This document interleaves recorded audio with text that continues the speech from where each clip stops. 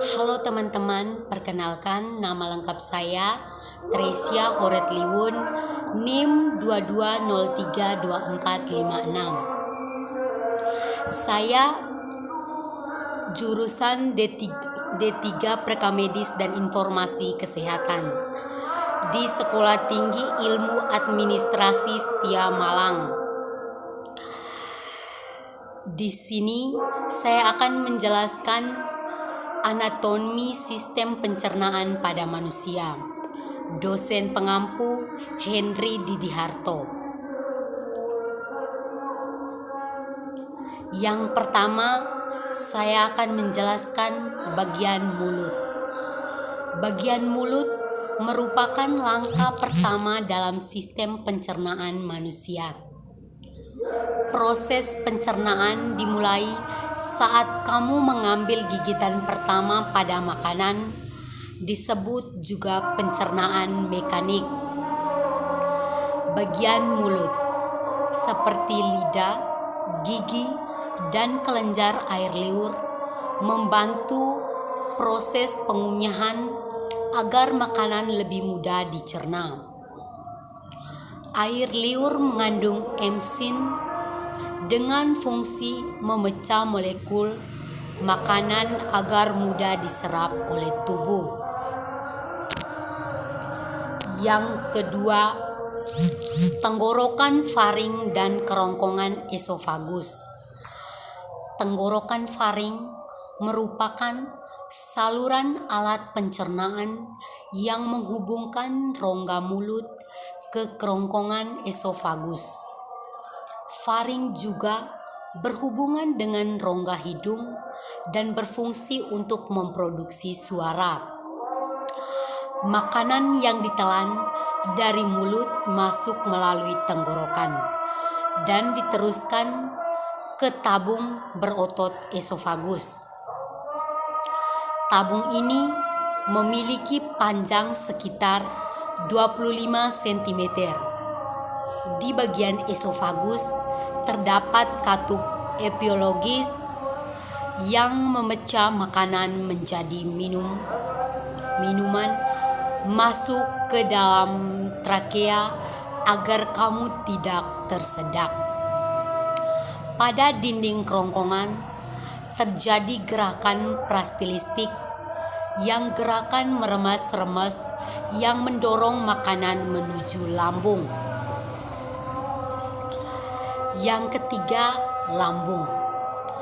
Lambung merupakan organ bentuk seperti kantong yang terdiri dari dinding berotot. Di dalam lambung terjadi sistem pencernaan mekanik di mana makanan dan minuman diremas dan diaduk menjadi bubur makanan oleh otot polos. Ada 3 bagian lambung. Yang penting, bagian atas kardia, bagian tengah fundus, dan bagian bawah pilorus. Di bagian lambung juga terjadi pencernaan kimiawi, di mana makanan dicerna oleh enzim dalam getah lambung yang dihasilkan oleh sel kelenjar dinding lambung. Getah lambung yang terdiri dari yang pertama pepsin, enzim yang fungsinya memecah protein menjadi pepton dan proteosa. Renin, enzim untuk mengumpulkan protein susu. Kasein lalu dicerna oleh pepsin.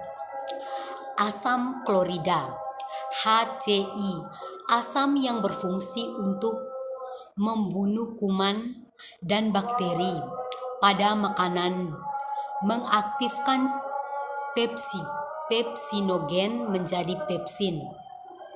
Lipase gastrik, enzim yang mengubah lemak menjadi asam lemak setelah melalui proses sistem pencernaan tersebut.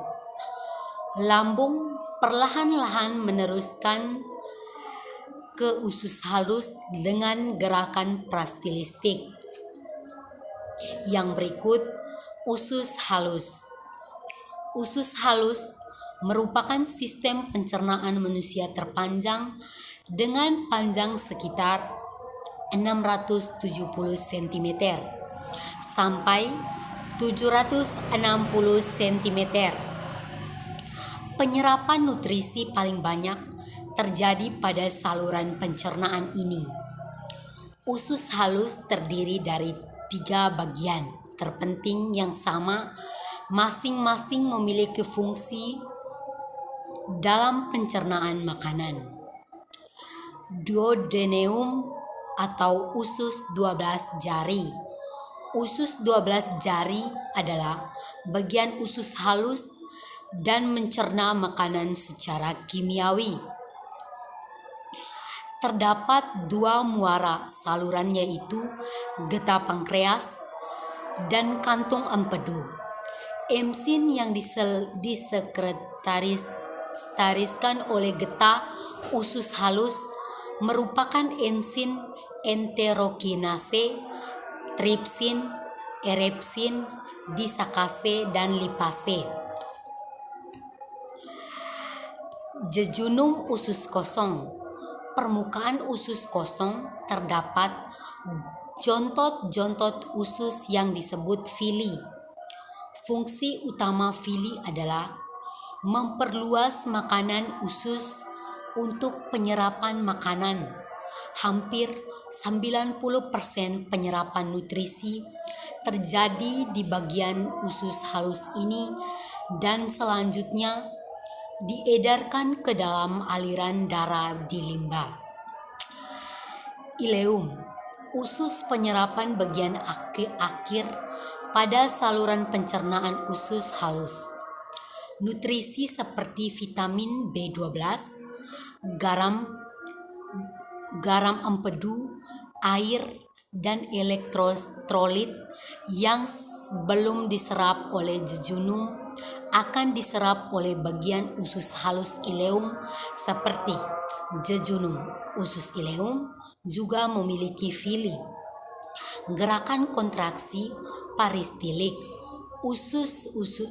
Usus halus mendorong makanan dari sistem pencernaan manusia. Berikutnya yaitu usus besar. Usus besar.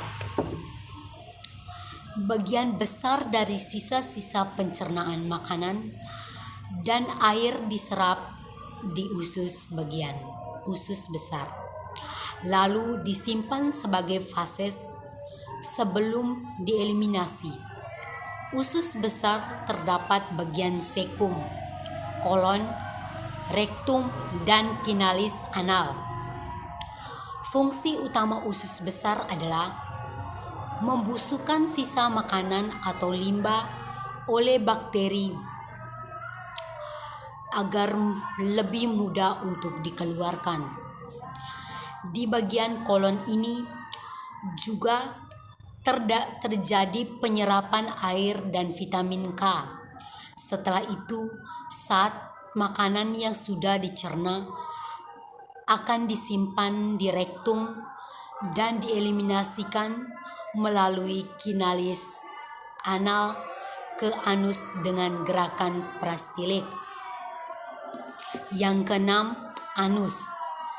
Anus adalah pemberhentian terakhir dari usus pencernaan sebelum akhirnya pencernaan yang sudah berubah menjadi kotoran atau fases keluar dari tubuh. Anus terdiri dari otot besar, otot dasar panggul, dan 2 sphygmata, otot internal dan eksternal. Lapisan atas anus bertugas untuk mendeteksi isi dubur.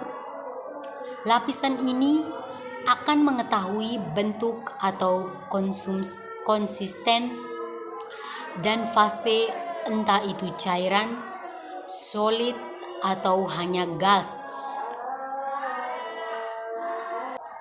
Sekian dan terima kasih.